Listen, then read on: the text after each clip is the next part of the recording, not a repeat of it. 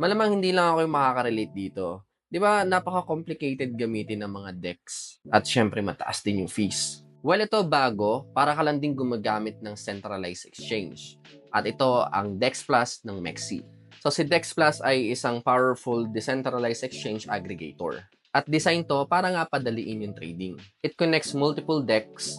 So dahil dito, nabibigyan tayo ng access sa thousands of assets while optimizing cost and minimizing slippage. Yung traditional DEX kasi can be overwhelming, tapos complex yung interface nito. So basically, kung bago ka pa lang, mahihirapan kang intindihin. Kaya papasok dyan yung risk sa pag-operate nito.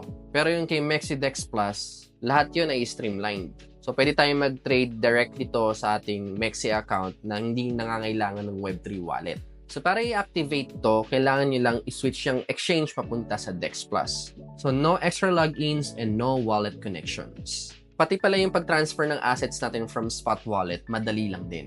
So, dito sa MexiDex Plus, pwede tayo mag-explore ng mga trending tokens, hidden gems, and yung mga bagong list na meme coins. Pero siguro yung pinaka-best part dito sa MexiDex Plus, dinesign to para ma-reduce yung slippage. So, ini-ensure nito yung better price kapag nag-execute tayo ng trade. So yan, kung wala pa kayong Mexi, syempre yan, gawa lang kayo ng account nyo at para matry nyo rin kung paano gamitin itong Dex Plus.